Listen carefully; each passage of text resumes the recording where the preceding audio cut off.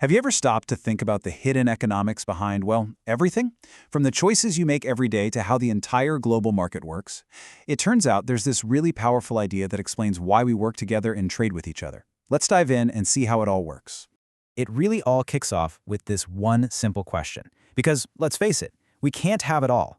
Every single decision we make, whether it's what you're going to have for lunch or what an entire country decides to build and sell, comes with a cost. And I'm not just talking about the number on the price tag. In economics, the real cost of something is all about the opportunities you have to give up to get it. This is the fundamental trade-off that really shapes our world. And that brings us to the key concept here, opportunity cost. Put simply, if you decide to spend an hour studying, your opportunity cost is that hour you could have spent doing something else, like working or sleeping or just watching a movie. It's the value of the next best thing you didn't do.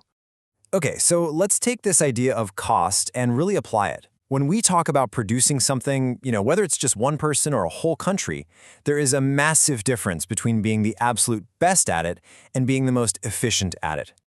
So, absolute advantage is pretty easy to wrap your head around. It's just about pure productivity. If you and I are both picking apples, and in 1 hour you can pick way more apples than I can, well, you have the absolute advantage. You're just faster. Simple as that. And this slide just lays out the difference perfectly.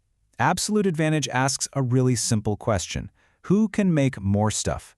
But comparative advantage, now this is where it gets really interesting. It asks a much smarter question. Who gives up the least to make that stuff? That focus on opportunity cost, well, that's the real engine behind trade. To really see this in action, let's make it super simple. Forget about giant economies for a second. Let's just talk about two people, Alice and Bob. And they can produce two things, apples and cherries.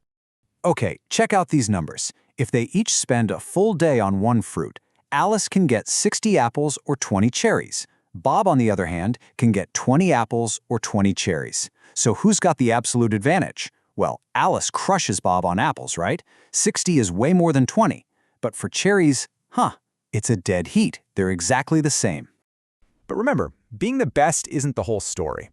To figure out who should do what, we have to calculate that opportunity cost.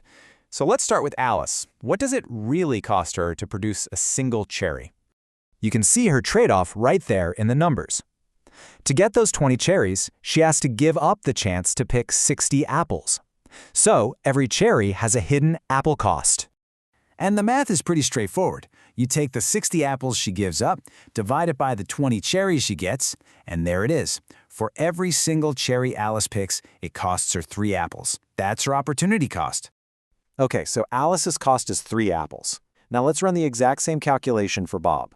What does he have to give up to get one of those cherries? Well, his trade-off is completely different. For Bob, it's a clean one-for-one swap.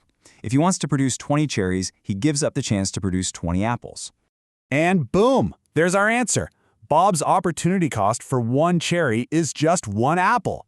He gives up so much less than Alice to produce the very same thing. So this is the crucial moment. Bob has the comparative advantage in cherries because he produces them at a much lower opportunity cost, just 1 apple versus Alice's 3. And if you flip the math around, you'd find Alice has the comparative advantage in apples. She only gives up a third of a cherry for each apple, while Bob has to give up a whole one. So now that we know who's more efficient at what, the big question is, so what? What happens if they actually act on this and decide to specialize and trade? Well, this is where the magic happens. First, let's look at a world where they don't cooperate. If they both just split their day trying to do everything, their tiny little world produces a grand total of 40 apples and 20 cherries. Okay, just remember those numbers. But the principle of comparative advantage says they should specialize. Alice should forget about cherries and put all her time into apples, where she's most efficient. And Bob, he should just focus on cherries, where he has the real edge. And just look what happens. By specializing, Alice pumps out 60 apples and Bob gets 20 cherries. Now wait a second. The total number of cherries is still 20, same as before. But the total number of apples, it just jumped from 40 all the way to 60. This right here is the whole point. This is the magic of comparative advantage. Without any new tools or technology, just by reorganizing who does what, their little two-person economy just created 20 extra apples out of thin air. Specialization and trade literally create more wealth for everyone. And of course, this isn't just a cute story about fruit, right? This simple idea has massive implications. It explains the economic logic behind everything from your local farmer's market all the way up to the most complex global supply chains. And as the Nobel laureate Paul Krugman said, variety is the spice of life. Through trade, Alice can now swap some of her huge stash of 60 apples for some of Bob's 20 cherries. Suddenly, they can both enjoy more apples and more cherries than they ever could have if they just tried to do everything by themselves. It's a total win-win. So what's the big takeaway here? It's that what really matters for trade isn't about who's the best at everything. It's about who is most efficient. When people or countries specialize in what they do most efficiently, the whole economic pie gets bigger. And trade is what allows every single one of us to get a slice of that bigger pie. But this brings us to one final really important question. If the economic logic is so crystal clear, if specialization in trade really do make everyone better off, then why, in the real world, do we see things like tariffs and trade wars? If the theory is so powerful, what are the real-world pressures that cause countries to push back against it? Now that is something to think about.